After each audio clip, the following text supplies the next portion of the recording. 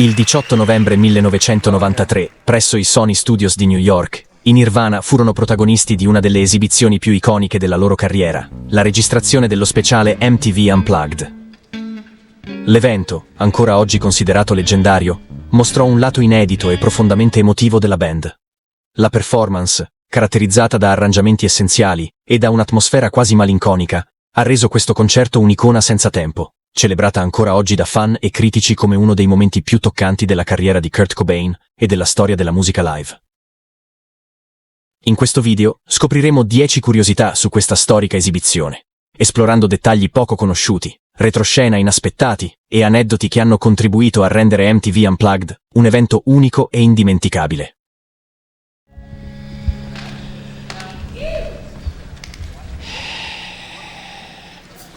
Good evening.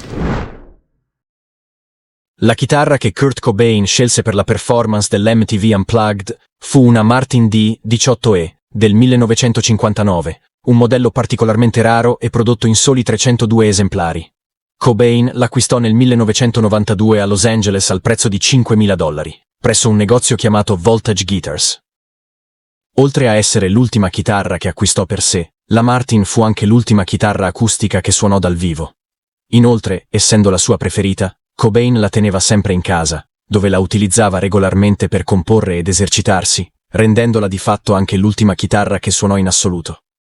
Nel 2020 la chitarra è stata battuta all'asta per la cifra record di $6 milioni, diventando la chitarra più costosa mai venduta nella storia.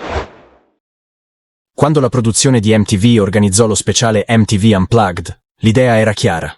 Il format prevedeva che le band riproponessero le proprie hit in versione acustica, così da offrire al pubblico un'esperienza più intima e diversa dal solito.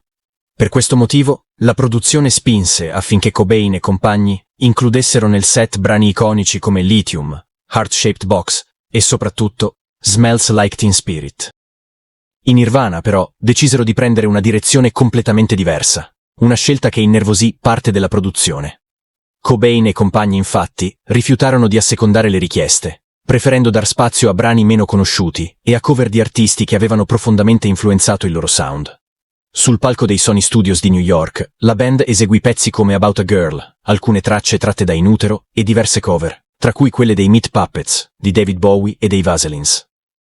L'unica vera hit che suonarono quella sera fu Come As You Are, rendendo il loro Unplugged un'esibizione unica e lontana dagli standard del programma. Un'altra scelta poco gradita alla produzione fu l'invito ai Meat Puppets.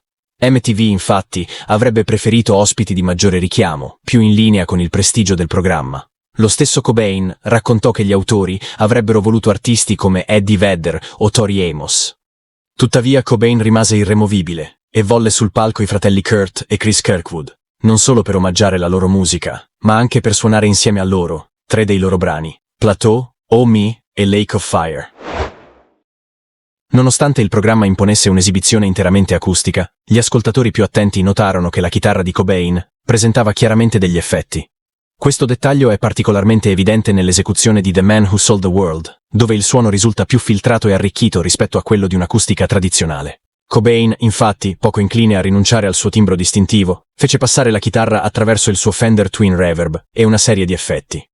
Per evitare che la cosa fosse troppo evidente, la produzione corse ai ripari facendo costruire in tutta fretta una finta cassa monitor di legno dentro cui nascose l'amplificatore. Così, senza infrangere apertamente le regole dello show, Cobain riuscì comunque a ottenere il suono che desiderava. Fino a poco prima dell'esibizione, nessuno avrebbe immaginato che la performance dei Nirvana quella sera sarebbe diventata leggendaria. In un'intervista, Dave Grohl ricordò come inizialmente l'MTV Unplugged della band sembrasse destinato al disastro. I Nirvana non erano abituati a suonare in acustico, e le poche prove fatte erano state un fiasco. Persino lo staff di MTV era convinto che l'esibizione sarebbe stata un fallimento. Il nervosismo era palpabile, tanto che Cobain, agitato per la registrazione, chiese poco prima dell'inizio che solo amici e persone di fiducia occupassero le prime file. Inoltre, preferì che sua moglie Courtney Love e sua figlia non fossero presenti in studio. Il set dell'MTV Unplugged dei Nirvana era ben lontano dall'atmosfera calda e intima che caratterizzava solitamente il programma. Al contrario, l'ambiente appariva cupo e quasi spettrale. Il palco era decorato con gigli stellati, candele nere e un grande lampadario di cristallo che proiettava una luce fioca, contribuendo a creare un'atmosfera solenne e inquietante. Questa scelta non fu casuale, fu Kurt Cobain a volere un'ambientazione simile. Quando il produttore cercò di interpretare la sua idea e gli chiese se intendesse qualcosa di simile a un funerale, Cobain rispose di sì, esattamente come un funerale. Il risultato fu un set evocativo, quasi premonitore, che aggiunse ulteriore profondità alla performance e rese il concerto ancora più iconico. Una delle cover più memorabili dello spettacolo e ancora oggi tra le più celebrate fu The Man Who Sold the World, brano che David Bowie scrisse a soli 19 anni e che i Nirvana quella sera resero proprio con un'intensità essenziale e struggente. Bowie apprezzò profondamente la loro versione, dichiarò di essere rimasto colpito nello scoprire che Kurt amava la sua musica e che avrebbe voluto parlargli per capire cosa lo avesse spinto a scegliere proprio quel pezzo.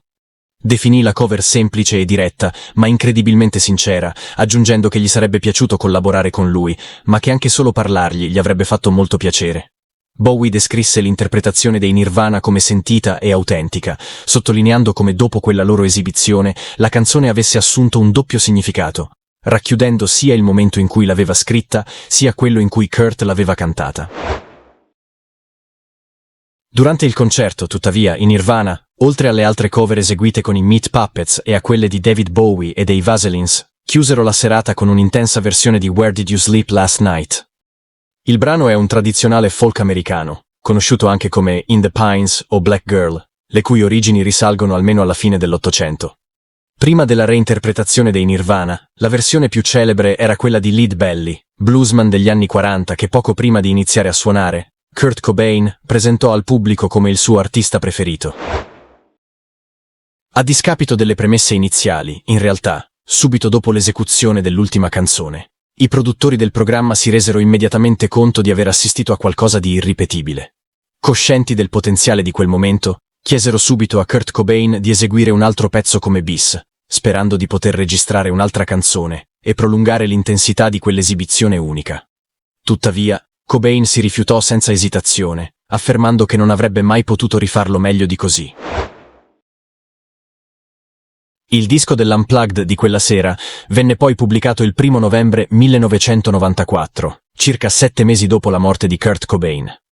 L'album ottenne un enorme successo, scalando le classifiche di mezzo mondo, debuttando al primo posto nella Billboard 200 e vincendo un Grammy Award come miglior album di musica alternativa nel 1996. Il concerto a New York dei Nirvana, ancora oggi, è considerato uno dei migliori live di sempre. Un'opera che rappresenta un testamento artistico e umano, capace di catturare anche il lato più vulnerabile e autentico di Kurt Cobain.